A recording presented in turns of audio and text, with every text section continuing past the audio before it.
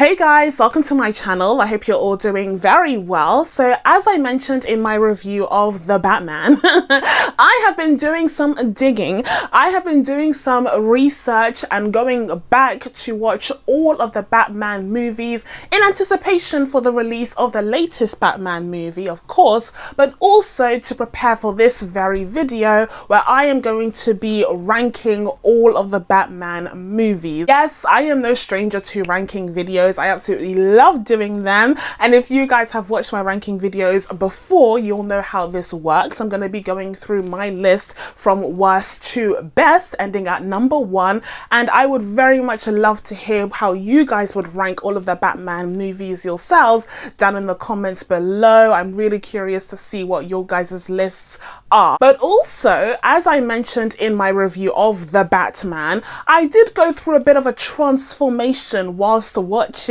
these Batman movies, because at first I wasn't a believer. At first I wasn't quite convinced when it came to people's obsession with the Caped Crusader, but by the end of this ordeal, by the end of this journey, I feel like I have been changed. I feel like I have been transformed somewhat into a believer and into someone who really does have an appreciation for this character and is starting to see why this character is so iconic and is so, well regarded around the world. And this also means, of course, that I'll be able to lend my analytical and critical eye from a different angle, from a different perspective, as someone who appreciates the character but is still kind of critical about some of the elements, some of the principles that these stories convey. But before we get into all of that good stuff, as per usual, if you haven't already, please be sure to subscribe to my channel and make sure you turn on your notifications so that you can be told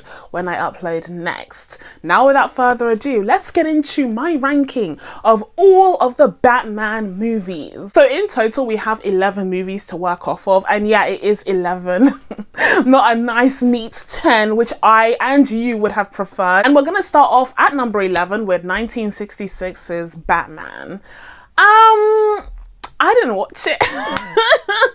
I didn't watch this movie, guys. I'm so sorry. This is like the movie, a TV movie that was based off of the TV series where Adam West portrayed the Caped Crusader. And, much respect, a ton of respect for Adam West's Batman being the first, okay? Like that is truly deserving of respect and deference. The leader of the pack, the one that started it all. Absolutely. Round of applause. But let's not kid ourselves, like it was never gonna be in the top 5, okay? So yeah, I didn't watch it, and it's the only one that I didn't watch, to be fair. Okay, I watched all of the rest, but this one I was like, I'm pretty sure it's not gonna cut it, okay? So we can move on swiftly from there. Okay, so next up at number 10, we have the hot mess, the hot garbage that is Batman and Robin. No. Absolutely not. I can't believe this film exists. What? Like, I've seen footage of this film my entire life because it's part of the pop culture lexicon. Like, I've seen memes, I've seen pictures of this film, so it's not as if it was like the first time that I was seeing some of these images. But in the context of the film overall, which I had not seen before, going on this journey, it was just like the context didn't help. Is the thing. Like, you might say like, oh, these pictures look ridiculous out of context, but no, in context as well, they look equally ridiculous. What is going on here? So this was Joel Schumacher's second Batman movie in the 90s, where he actually had a new Batman, a new Bruce Wayne front and center, who was portrayed by George Clooney. George Clooney was an awful Bruce Wayne. Awful Bruce Wayne. He had no character, he had no charisma, he had no chemistry with anyone else on screen. It was like baffling. It was troublesome and baffling, okay? Terrible Bruce Wayne, like nearly right at the bottom there in terms of Bruce Wayne portrayals. And then we have Batman himself. I can remember literally zero of Batman's contributions in this film. I can literally like zero, because in each good Batman movie, you'll remember something that Batman did that was like a standout moment for that version of Batman. Here, nothing. The only thing that I can remember is him fawning over Uma Thurman. And like, you know, rightfully so, she's stunning. Like, she's absolutely stunning, but it was ridiculous. And him getting into a fight with Robin, fighting over Uma Thurman because she had sprayed some pheromones on them, like, boo. But that storyline in the gutter. And speaking of Robin and Uma Thurman's Poison Ivy and Mr. Freeze, who's portrayed by Arnold Schwarzenegger, you know, this is a pretty stellar cast here. This is a pretty stellar cast. How do you mess this up? First of all, I should have known it was going to be downhill when I saw the crotch shots and when I saw the butt shots, like the zoom in butt shots that we got at the beginning of the film. I should have known something was up. I should have known something was up when it started that way, okay? But these characters are super camp. And I know that there are people out there who love films that are super campy, super ridiculous. I'm not one of those people. I'm sorry. Like, I need some meaning. I need some reason and logic. This just looked ridiculous to me. The over-the-top campy performances by Arnold Schwarzenegger and Uma Thurman, who was trying to perhaps one-up Michelle Pfeiffer after her portrayal of Catwoman and do something weird with Poison Ivy. But Uma Thurman's portrayal of Poison Ivy certainly was not on par with Michelle Pfeiffer's performance, and whatever she was going for certainly did not land. No one's performance here landed. It was awful. I will say that the one plus when it comes to Batman and Robin has absolutely nothing to do with the film itself. Please nothing to do with the film itself, okay, but rather the implications that it had when it came to Batman movies and indeed the superhero genre at large. Because without Batman and Robin and without this horrific comic book movie, perhaps we wouldn't have gotten a Spider-Man in 2002 or an X-Men in 2000 or even an Iron Man in 2008. Like, perhaps it really did facilitate the dawn of a whole new version of a superhero or comic book movie, and for that at least I'm somewhat grateful, even though I do want a refund for the time I wasted watching this ridiculous film. And also, as a side note, speaking of the birth of the MCU, I find it quite interesting, I find it quite sus that a lot of people point out how the MCU leans on quips a lot of the time for comedy, for comedic effect, and also to portray certain personalities in the franchise. But the MCU doesn't lean on quips half as much as Joel Schumacher literally relied upon puns. Relied upon puns in his scripts. Like, the puns in this film are just ridiculous. Every single word that comes out of Arnold Schwarzenegger's mouth is a pun about being cold, being frosty, being Mr. Free, like something to do with the cold. The whole time, it drove me insane. It drove me crazy. Okay, so next up at number 9, we have yet another Joel Schumacher joint with Batman Forever. And here we have Val Kilmer portraying the titular character. I just have to say that I'm not the biggest fan of Joel Schumacher's films, his Batman films. I just think that they were so campy, so ridiculous, and I know that for some people it's got this vibe of it's so bad, it's good.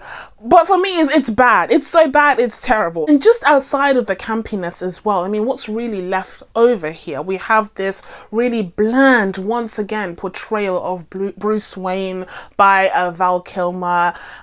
He had like no soul, no heart, no tragedy, no pain, no nothing. He had nothing. He was bringing nothing to the table but being tall, dark, and handsome. And that's just not enough for Bruce Wayne. Like, as a new connoisseur of the character, I know that Val Kilmer was not giving what needed to have been gave. So I was quite disappointed with this version. It's kind of baffling seeing so many versions of the character in quick succession, although I should be used to that because look at the age that we're in. Like, hello, Mr. Pattinson, aka Battinson. I do feel like the 80s and 90s did have at least one good Bruce Wayne / Batman. So seeing Val Kilmer come after that version was just a bit of a disappointment, really. And that's coming from me who watched these films like 30 years after they were released. But then we have the most egregious element of this entire film, if you're asking me, and that's Nicole Kidman's character. I use the word loosely. Character. So her character is that she is horny for Batman. That's her whole character. Her character is that she's a psychologist or psychiatrist, like, but she's horny for Batman. Like, that's literally, those are the two characteristics that she has. That's it. That's all she is. And also, of course, she's a woman. Like, she's a sexy blonde woman, which there were plenty of those in these Batman movies from the 80s and 90s. Like, they were all sexy blondes. And yeah, okay. But Nicole Kidman's character in particular was the most egregious. And it's funny because it seemed like we were on a trajectory of improvement. It seemed like from Batman 89 and then Batman Returns, we were like, okay, not quite like this, but like, some improvement. And then Nicole Kidman's character comes along and female representation just goes down the gutter. Literally down to the Penguin's house. It is horrific. All of these female characters are portrayed in a certain way. There is no variety, and they have no unique personalities. So yeah, I would say that the issue lies with not just this film, but Nicole Kidman's character just like embodied everything wrong with the female representation in this franchise at this time. Now, the villains were also an issue when it came to Batman Forever. Here we have Tommy Lee Jones portraying Two-Face, aka Harvey Dent. Is he Harvey Dent in this, or is he just Two-Face? I can't remember. I don't think they ever call him Harvey Dent, but maybe they do. But then also you have Jim Carrey portraying the Riddler. And again, it's just like childish, it's unsophisticated, it's campy, it's ridiculous. You know, it's one thing if you have a campy, ridiculous villain who has malice to them. Like there's this underlayer of they're so unhinged that anything could happen, that they could kill anyone, they could do anything to anyone, kind of like what we saw in another version of the Riddler, right?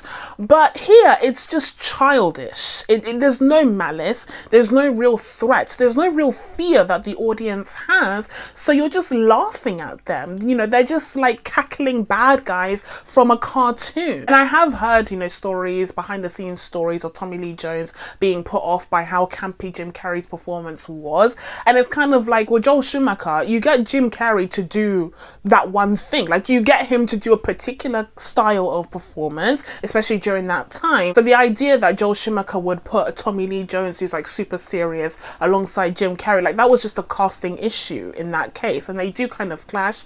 It doesn't really work. And also just plot-wise, their story doesn't really make sense. Like, the reasons why they would kind of join forces doesn't really make sense. And we see that a lot with these Batman films, is that you'll have two different villains. It's the same thing every time. You'll have two different villains who join forces for these arbitrary reasons, and sometimes those reasons make sense. Most of the time it's just like, they're both bad guys, we want them to have scenes together, we want to cut this runtime short, so let's just I will say though, the reason why this ranks higher than Batman and Robin, well, actually I don't need to explain that surely, but Batman Forever is ever so slightly better because at least the Riddler's plan kind of makes sense. I mean, it doesn't, but it kind of does. You know, I like the idea that he would try to control people's brainwaves, whereas in the case of, you know, the villains in Batman and Robin, what did they even want? What did Mr. Freeze want? Oh, he wanted his wife to be resurrected. That's what he wanted. But what did he want for Gotham? I can't remember, and I don't care. And also, the wife situation is a classic example of fridging. And for those of you who don't know, fridging is basically when you have a male character who's primarily motivated by either saving his wife or girlfriend or avenging his dead wife or girlfriend. Like, the female character has no autonomy, has no real meaning or purpose in this. It's just a case of getting the male character to be motivated to do something, so that stuff happens. And I'm over it, like, boo. I'm over that as well. And literally, when it comes to Mr. Freeze, his wife is literally frozen. Like, forget fridging, she is literally frozen. Okay, so next up at number 8 we have I think that's not even strictly just a Batman film, actually. It's Batman v Superman. It's Batman v Superman: Dawn of Justice. Yeah, I've already talked about this film, I swear, in my DCEU video, so hopefully I don't have to bang on about it too much here. But it's bad. It's bad. This is my hot take. Batman v Superman is bad. It's terrible. I remember when the film came out and people were trying to gaslight us into thinking that we were too dumb to understand the deeper levels. The deeper levels of Batman v Superman. Do you remember that time? Oh my god, 2016 was a crazy 2016 was a crazy, it actually was a crazy year for many reasons. But I remember people on the internet literally gaslighting me, trying to tell me that I didn't have a high enough IQ to understand the complexity, the depth, the philosophical explorations in Batman v Superman. Pull the other leg.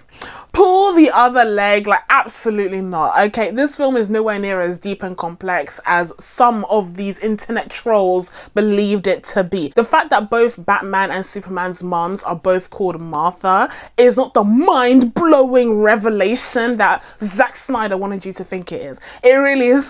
I promise you, it really isn't. Okay, but let's dissect this, okay? Because there are layers to it, but those layers aren't present on screen. It's all about what happened off screen, because this was at a time when Warner Brothers was eager to catch up with the Marvel machine. They were eager to produce their own cinematic universe that would be incredibly successful both financially and also critically, and so they were just throwing out all of these ideas without laying the foundations in place for a good franchise. And instead of producing a sequel to Man of Steel that was actually quite well regarded and a film that I actually very much enjoy, instead of introducing this version of Batman portrayed by Ben Affleck properly, giving him his own film to explore his backstory, how he is distinctly different from the previous version of Batman that we had gotten at that time, who was portrayed by Christian Bale, instead of doing all of that hard work, they were like, or we could put this toy and this toy together and just do this. And just do this with our action figures. And it would just be raining money. It would be raining money. People would be throwing money. I was like, yeah, I want to see Batman and Superman do this. We've never seen them do this before. And it meant nothing. That's the problem. It meant nothing because these characters meant nothing to us. We hadn't built a deep relationship with these characters, because in the case of Superman, the last time we'd seen him was in 2011, and this film came out 5 years later, and it was not a sequel. It was not a film that explored him exclusively, but rather a film that used him in order to, again, capture that action figure moment where he would fight against another incredibly popular hero in the DC franchise. And then in the case of Batman, we'd literally never even met him. I don't know you. Like, who are you? And coming off of such a successful version of the character as well. How embarrassing. How embarrassing. To this day, I do not understand what happened when it came to Batman v Superman, because it feels so clear to me what should have happened, but the direction that they went in was just so wrong. And at this point in time, we're in 2022. This franchise could have been flourishing. That is the sad part. Like, that is the really sad part of it all. Like, I have a whole video exploring the problems with the DCEU, and I break it down in a very honest and truthful manner, and, you know, somewhat objective, although not really. But still, like, I do think that if they had just taken the time to lay those foundations the way that the MCU did, allowing us to explore the individual worlds of these iconic or now iconic characters like Iron Man and Captain America and Thor, characters that had less notoriety combined in comparison to just Superman or just Batman. Like, no one knew who Iron Man was before 2008. Then fast forward over to Avengers Endgame, and here we are in puddles of tears. Not me, I didn't care, but puddles of tears. Rest of you lot, puddles of tears when he's dying. Like, that's the difference. It's when you lay the foundations, it just makes a world of difference in terms of the audience's investment in the character. And going back to the philosophical questions that were explored in BVS, there were some interesting points made there. I'm not saying that everything was nonsense and it was all terrible and there was no intent there. There clearly was an intent to come up with these interesting angles and these interesting questions and concepts to raise within the DCEU.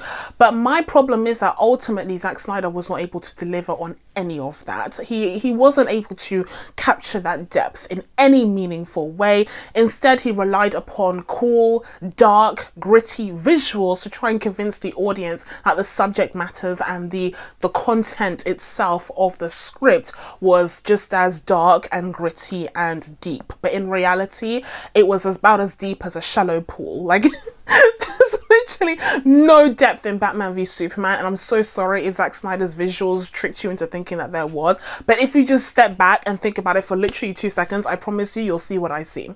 I promise you, you'll see what I see, and that is a bit of a joke, really, and also a bit of a shame. But last of all, before we get into some better Batman films, I did just quickly want to mention the horrific, ugly CG.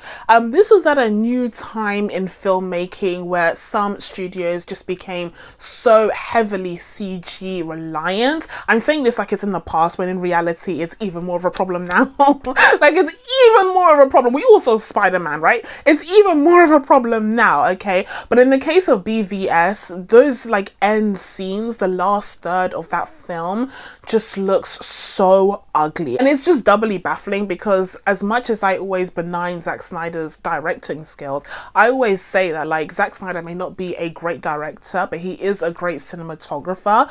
That last third of BVS disproves even that. Like, that last third of BVS is so ugly. And I do think that it's interesting to see the difference between the practical effects that were used in the previous Batman films of the 80s and 90s, where even though some of them looked ridiculous and campy, and, you know, remember the Bane that we got, please.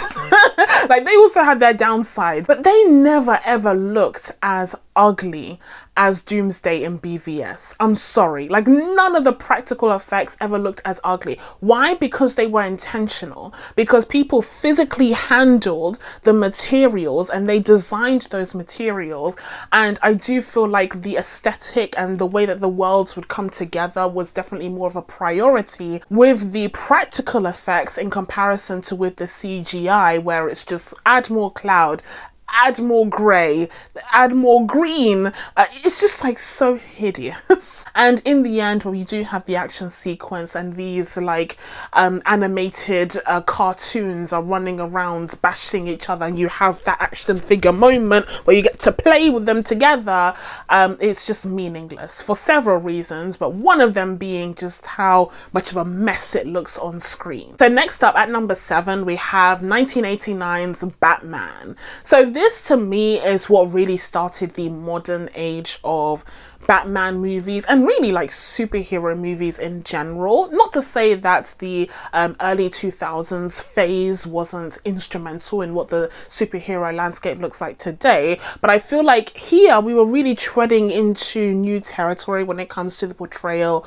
of superheroes, and in particular Batman, considering that the previous iteration of the character had been Adam West's version, which I won't speak on too much because, like I said, I didn't watch it. But it was a really important film, and I do feel like, you know, 1989's Batman is the first film on this list that I would say I would happily rewatch. Like, there's a bit of a jump here between number 8 and number 7, because 89's Batman is substantially better. First of all, Tim Burton is such a visionary of a director. This is what it means to have true vision. Oh, I mean, of course we know him for his gothic stylings and the quirky costumes and haircuts and makeup and prosthetics and the worlds that he builds. Like, there are just Burton-isms that are littered throughout this film, and even though it's weird to think that he directed a Batman movie, it has his fingerprint all over it. That is the difference when you have a truly visionary director like Tim Burton at the helm. Whatever. Anyway, and I do think that it says a a lot that those Burtonisms were then later on borrowed by Joel Schumacher to realize his version of the Batman world, although that was also because these films are supposed to be sequels to the original 89 movie, even though they had completely different casts and completely different Batmans at the center of them. But yeah, Tim Burton succeeded in creating this really fascinating version of Gotham. It did feel like a stage play. It's very different to the versions of Gotham that we get nowadays that feel like because they're filmed on location, they feel like they're actual cities that are inhabited by actual people, whereas in the case of Tim Burton's Gotham, it feels, like I said, a stage play.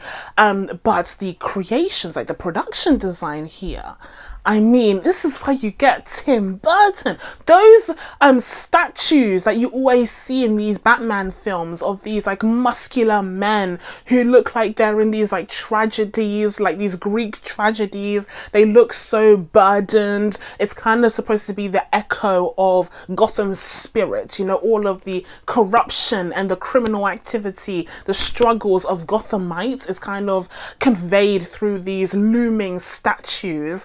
And they're very brutalist in architecture as well. You see statues like that in former USSR territories. So I just think it is a really interesting and clever way to build the world of Gotham. Again, very different to what we see nowadays. But then, of course, we have to talk about the man of the hour himself, Batman, who here is portrayed by Michael Keaton. And I have to say, this is what's changed my mind about Batman.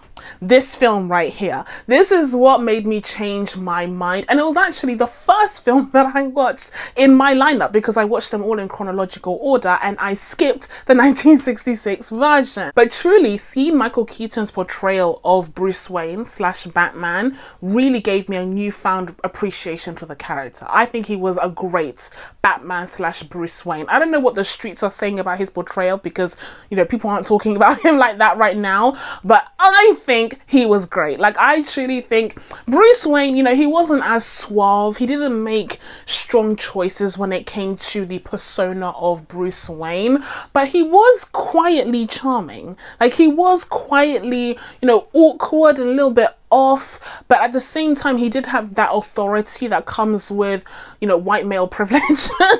Like literally the authority that comes with, you know, being behind people who are talking about you in hushed tones and owning this entire huge property, as is the case in one of the scenes in the film. And he just has that like quiet authority of like, this is mine. Like, I bought that boat from the 17th century. Like I bought this you know, knight's armor from the 11th century. Like that kind of audacity that he has. It's not as loud as like a Christian Bale's version of Bruce Wayne, but it is there. But then of course we need to talk about his version of Batman specifically, and you know, here we have some iconic shots, some iconic scenes with the cow, the rubber cow that was impossible to move his head in. It does look very stiff and quite ridiculous, but that suit is, like I said, iconic. Like, this is still the kind of template, the blueprint for the suits that we see today. No one's copying, no offense, no one's copying Adam West's suit. Okay, everyone's copying Tim Burton's suit because it's so iconic. And in fact, the yellow and black motif inspired today's look. So I do have an appreciation for Michael Keaton's Batman's look. I do feel like it's pretty iconic. And like I said, it has acted as a blueprint for some of the other Batman looks that we have gotten since. But then when it comes to the villain in 89's Batman, we have Jack Nicholson portraying the iconic Joker. This is the epitome, the pinnacle of Batman villains in his already impressive roster, his rogues gallery. And I actually was so surprised to find how many similarities there were to Jack Nicholson's portrayal of the Joker to Heath Ledger's portrayal of the Joker. I found it really fascinating how I did see where Heath Ledger would have started to build this character having watched Jack Nicholson's portrayal of him. But at the same time, there are clear differences. I think in the case of Heath Ledger's portrayal of the Joker, I mean, we'll discuss it. We'll discuss it, don't you worry. But in the case of his version of the Joker, he feels more dangerous. The danger is imminent always. Whereas when it comes to Jack Nicholson's portrayal of the character, he's a bit more of an actual jokester, a bit more of a prankster. And even though what he's doing is like evil, like he's poisoning people through these cosmetics. By the way, I loved the shots of the news anchors, you know, conveying the news whilst at the same time looking so tired and so haggard because they weren't allowed to rely on the cosmetics that they needed to be on screen. Like, I thought that was really clever. But yeah, he's poisoning these cosmetics, you know, turn everyone into what he has become. And so yeah, that is very sinister, but it doesn't have that same edge to what we would see like 10 years or 20 years on. Okay, so next up at number 6 we have Batman Returns. So I was actually of two minds when it came to ranking the two Tim Burton movies. Like, they kept switching places in terms of my ranking, but I have landed on Batman Returns being better than the original Batman movie, because I do feel like the villain story is more compelling here. I do feel like the story of the Penguin, as is incredibly portrayed by Danny DeVito. What?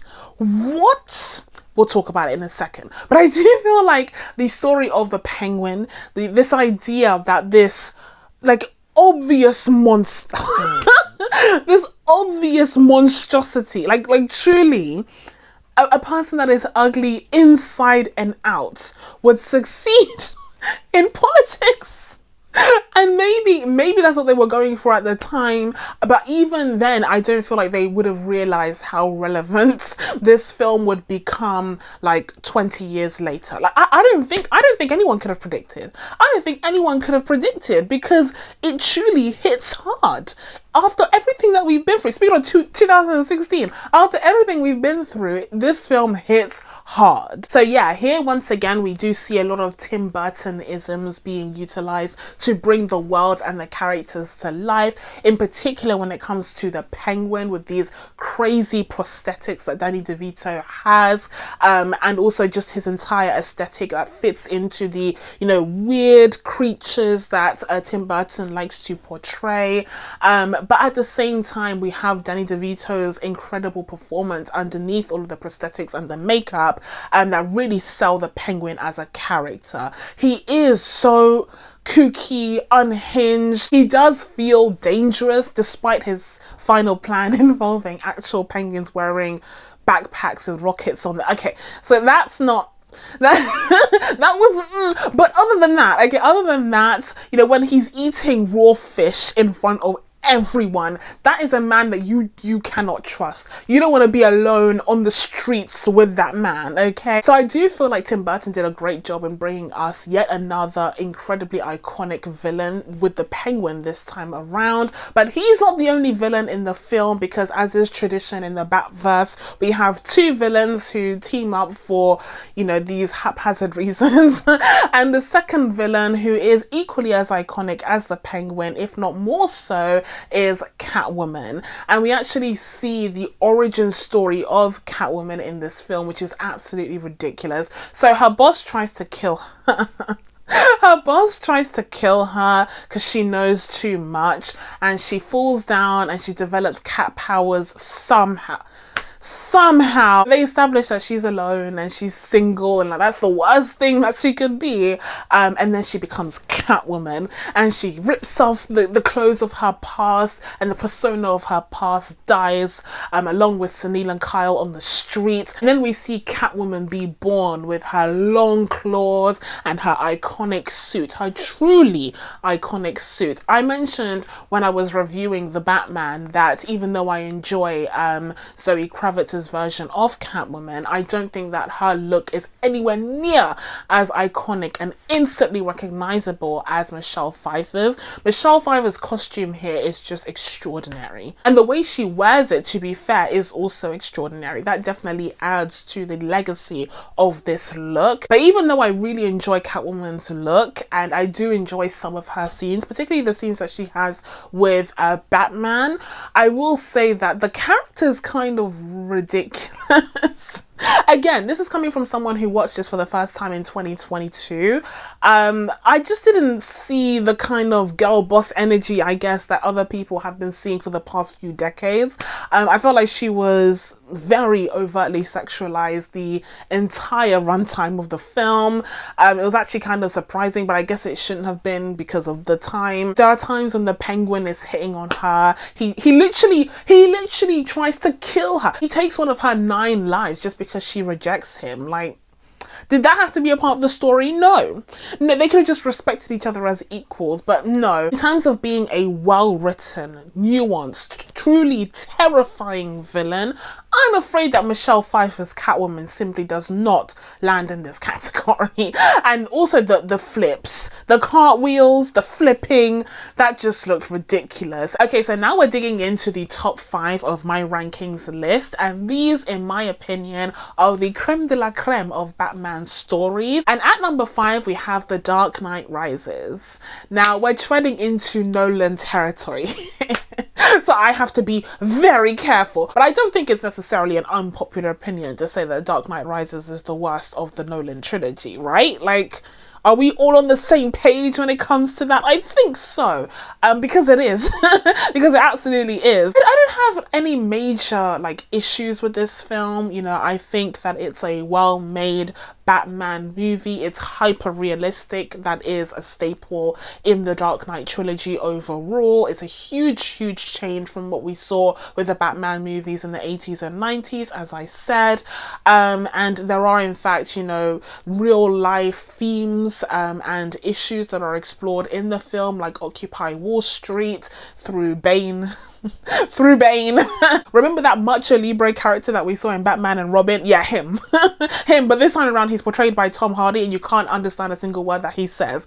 Anyways, there are some interesting real life issues that are explored in this film, which is again something that a lot of people appreciated about the Nolan trilogy, the idea of bringing in real life elements to ground this superhero movie and make it hyper realistic and grounded in dark and gritty. But in the case of The Dark Knight Rises, it makes several mistakes. Okay, first of all, the big twist.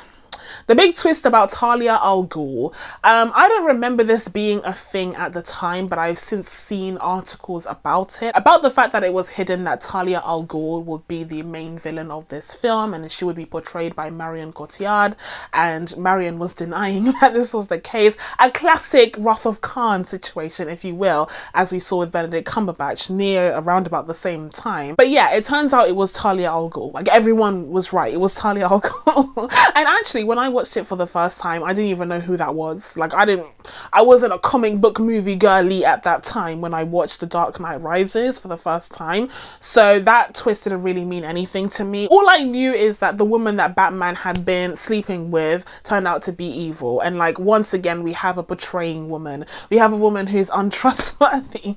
Once again. And it just meant nothing to me. Like, that twist just meant absolutely nothing to me. Flew right over my head. And the second problem of this film wasn't the film's fault whatsoever. It was due to the tragic passing of Heath Ledger following The Dark Knight. And as a result of that, it kind of threw off the events that occurred in the Dark Knight trilogy overall, because there wasn't much mention of the Joker in The Dark Knight Rises, so we didn't really get to deal with the repercussions of what the series of events that happened in The Dark Knight as they related to the Joker specifically, and instead it focused on Harvey Dent, which was fine because that was an interesting storyline, but it wasn't the main one, and it was a notable absence in Dark Knight Rises. Again, not that film's fault strictly, but it did affect the film in a negative way, which was noticeable. And the third problem when it comes to The Dark Knight Rises is, where the hell is the Dark Knight? Where the hell is the Dark Knight, pray tell? He spends the majority of, well, I don't know about the majority, but a lot of this film stuck in a hole somewhere with a broken back, and that doesn't make for very compelling storytelling, especially not in a film that's supposed to wrap up the story of Bruce Wayne, aka Batman. I understand this kind of rising from the ashes storyline, but the fact that he spent so long in literally the darkness, it was a bit ridiculous. And also, I find it hilarious. I find it hilarious that Bane left Batman in the darkness that forged him into the monster that he is today. Why on earth would you do that? He literally left Batman in his training grounds. Anyone else find that peculiar? Now, this film also introduced us to another version of Catwoman, this time around portrayed by Anne Hathaway. I would be lying if I said I can remember much about this version of Catwoman. I'm sorry, like, I think she was good. Like, I think Anne Hathaway was good, but she wasn't particularly, like, memorable. Like, she doesn't really stand out as a Catwoman. I'm yet to see a particularly memorable Catwoman in general, if I'm being honest. Okay, so next up, at number 4. At number 4, we have the Lego Batman movie. Yup. Number 4. On top of a Christopher Nolan film. Yup. Read it and weep. Read it and weep. Listen, Lego Batman movie is actually genuinely superb. Like, we're on a different level here. Even though, you know, Dark Knight Rises is in the top 5, whatever. But the Lego Batman movie, there's a jump. There's actually a jump. You guys, please, don't tell me that Will Arnett voicing Batman is not the most perfect thing you've ever heard. Everyone fell in love with Batman after watching the Lego movie, and so naturally he was given his own film. But they didn't just make it this like throwaway spin-off. They actually put some thought into it, and I absolutely loved it. I love the Lego Batman movie. First of all, I love the Lego animated movies in general. I think they're just so unique in terms of animation style. They're hilarious, and they really had that special moment. You know, in like 2015, 2017, they really had that special moment. But in the case of the Lego Batman movie, it's definitely one of the better Lego animated movies. And it's really, really clever because it dives into the Batman mythos in a really clever and kind of deep way, especially in the way that it portrays the relationship between Batman and the Joker, which we'll get into in a second. But they've really done their homework. They're not just parodying things that they've seen, you know, tropes that they've seen in movies previously. They actually understand the characters of Batman, I believe, from the comics, and also his rogues gallery and also his sidekicks. Like, they truly understand these characters and their relationships, and they're able to create this, you know, new Lego world, this new Lego version, with these really funny jokes on top of everything. And just what an incredible contrast between, you know, the Nolan verse of Batman movies versus the Lego Batman movies, right? Like, it's crazy to think that they both exist in this same world, in this same corner of the multiverse, but they are both brilliant. Like, they both have unique things to offer. And I think if you are looking for a Batman movie that's good, 1, and 2, not depressingly sad and miserable, but actually funny and actually joyful and really colorful and interesting, but also still is true to the Batman mythos that we see in previous films and I believe in comics. I don't read comics. I would recommend 100% watching the Lego Batman movie. And currently in the UK, it's on Netflix, so like, check it out. Okay, so now we're diving into the top 3, the really tippity top of this mountain. And here at number 3, we have The Batman. I've put it here in the position of number 3 because I truly think it is a phenomenal Batman movie. But I do feel pretty confident with this number 3 placing. I don't just think it's recency biased. 1, because some of these other films are just so far down below that it wasn't really much of a competition.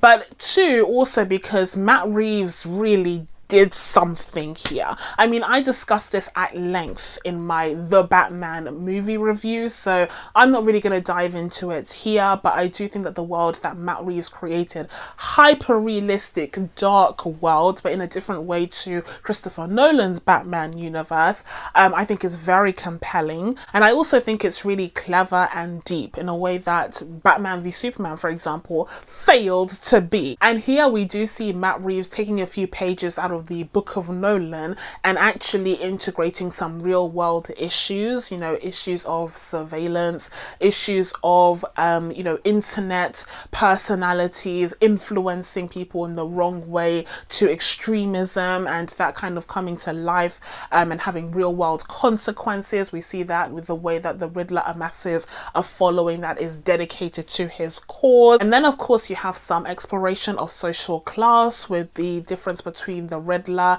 and his upbringing as an orphan versus that of Bruce Wayne. And then on top of all of that, you have the classic discussion of Batman being a vigilante and assessing whether he's actually doing the good and making the positive change that he thinks he is, or whether he is just instilling fear and instilling a sense of danger and vengeance on the streets of Gotham. And ultimately, that doesn't make him much better than the villains and the criminals that are running amok in the city. I will say that it is at number 3 because one thing that lets the film down substantially is the Bruce Wayne side of things. I do think that Rob Pattinson's portrayal of Bruce Wayne was largely underwhelming. I really did not like this version of Bruce Wayne. The relationship between Batman and Bruce Wayne is a really interesting theme with the mythos of Batman, and so to not do that justice is a little bit disappointing, especially considering that the films that are higher up on this list do so well. Okay, so next up at number 2 we have Batman Begins. Yes, Batman Begins is my number 2 choice, although it wasn't always. It wasn't always, okay? I used to go around saying some crazy things about some of these Christopher Nolan films, and Batman Begins wasn't always my number 2 choice, I'll say that much. It used to in fact be my number 1, but that changed, so we'll talk about that in a second. But I really enjoyed Batman Begins. Yeah. What can I say? Like, I really enjoyed it. I really enjoyed the villains, okay? I think that Ra's al Ghul, as portrayed by Liam Neeson, ultimately was a really interesting villain, and that twist actually worked for me. But also, I would just like to highlight Cillian Murphy as Scarecrow, because I don't think he gets enough credit. Maybe it's because I'm watching Peaky Blinders at the moment. So I have a Cillian Murphy bias, but I think he was a great Scarecrow, and I think the effect for Scarecrow, the bag that he has over his head, is terrifying and very effective. That effect is just literally horrific. Like, it's the stuff of nightmares, and it's truly one of the scariest things about the entire Christopher Nolan trilogy, and in fact all of these Batman films combined. But I do think that the villains that we have in Batman Begins are really compelling, and they also feel like they are a match for Batman. But speaking of Batman, Batman Begins is the introduction that we get to Christian Bale's portrayal of the Great Crusader, of the Dark Knight, and he's my favorite Batman. He's my favorite Batman. I feel like it's just like shocking how underrated Christian Bale is as Batman, and like, I will not stand for it, because people are out here saying Ben Affleck was a good Batman. Where? Just because he had one cool scene in Batman v Superman, which I admit was a very cool scene, doesn't mean he was a good Batman. I've literally never understood this. I feel like people are rewriting history in front of my very eyes, because Ben Affleck to me was just so dead as Batman. He's nowhere near the best Batman in my opinion. I actually think that Christian Bale was, and it's because he managed to strike a balance between Batman and Bruce Wayne, which was the first time that we actually got to see that. In all of the other iterations of the character, Batman was definitely more of a priority than Bruce Wayne ever was. I would say the only other iteration that we get where Bruce Wayne is his own character, his own being, that is interesting in his own right, would be Michael Keaton's Batman. But even then, in comparison to what Christian Bale did, like, it just pales in comparison, because I do think that Christian Bale brought the kind of suave millionaire playboy aspect of Bruce Wayne to the forefront of his portrayal, to really show that Bruce Wayne is as much of a mask as Batman is. The Bruce Wayne that he presents to the rest of the world, and especially to the Gotham elites, is just as much as a persona as the Dark Knight is, and the real Bruce Wayne exists somewhere in the middle, which Christian Bale was also able to capture expertly. So I think he is just grossly underrated as Batman. The fact that people are like, Ben Affleck was a good Batman, like, why? Why? Really? Oh, it's just like baffling. And then going back to what I said before, you know, Batman Begins is definitely a film that benefited from the shift, the change of the superhero landscape in the early 2000s, with Spider-Man and Blade and X-Men changing the direction of the superhero genre to be less campy, less of a joke, and more something to be taken seriously as a blockbuster. And Batman Begins definitely follows suit in that trend. So then finally we have reached the very top of this mountain, and as we look on to the views, even though they are beautiful, even though they are breathtaking, but they are also exactly what we expected, because yes, at number one we have The Dark Knight, but it wasn't always going to be this way. No, I actually put up a valiant effort for about 10 years. I put up a valiant effort because I insisted that The Dark Knight was overrated. I watched The Dark Knight back in 2013. Yes, I did. I watched it back in 2013 and I was like, oh, is this what everyone has been talking? Oh, well, this is no Avengers. my 16-year-old self. This is no Avengers. Like, this is okay, I guess. And I watched the film some years later, and again, I still wasn't seeing what everyone else was seeing. It's a great film. Like, I always thought it was a great film. Well, not always. The first time I watched it, I was being a bit of a Marvel fangirl, I'm not gonna lie. But the second time I watched it, I acknowledged it was a great film, but it wasn't gripping me in the way that other people seem to be gripped by the film. But then I watched it 2 more times, and most recently, it kind of clicked. It all kind of came together, and I saw this film for the masterpiece that it is. It really is. Now, here's the thing. A lot of the issues that I had with The Dark Knight are still there, and we'll talk about it in a second. But overall, I would say that this really is the epitome of a Batman movie. Now, for the longest time, I thought that I didn't have enough Batman to really hold that label, which is actually why I preferred Batman Begins, and why originally that was my favorite Batman movie, and that's what I thought would be number one going into this video. But after rewatching The Dark Knight, and especially after watching the old Batman films that came before it, it really gave me a new sense of appreciation for The Dark Knight. And I really do think that this was Christopher Nolan's Batman magnum opus. And then of course we have, you know, Heath Ledger's portrayal of the Joker, which was just sensational. Truly sensational. And again, having seen the 1989 Batman and seeing Jack Nicholson's portrayal of the Joker in full for the first time a couple of weeks ago, it gave me a newfound appreciation for what Heath Ledger did and what he was able to build upon, seeing Jack Nicholson's portrayal as a kind of a foundation for the Joker. But this time around, in just a completely different context. Again, it's much more realistic and grounded, and also just having these these wacky elements, but also dangerous elements to him. It's just a completely different take on the character, even though you do see the Nicholson roots there. And it was just phenomenal. Every single second was phenomenal. One of the best villain portrayals ever. But again, nothing new. Like, I'm not saying anything too crazy, any hot takes here. And then of course we have another great performance by Christian Bale as Batman, aka Bruce Wayne, but also just to highlight some other players in the Batverse that are done really, really well here. We have Alfred, who is brilliantly portrayed by Michael Caine, and having Michael Caine portray Alfred is like a stroke of genius, because obviously the classic Alfred was like this very stereotypical English butler that had that posh English accent. But with Michael Caine's accent, his kind of cockney, kind of, you know, working class accent that he has, contrasted with the position of the English butler that he holds with this, you know, high class family, it's just a stroke of genius. Like, it really, really is. And the fact that he got to keep that accent to really emphasize that juxtaposition is just a stroke of genius. And he's also funny. This goes to Batman Begins and The Dark Knight, obviously, obviously his whole tenure as Alfred in the trilogy,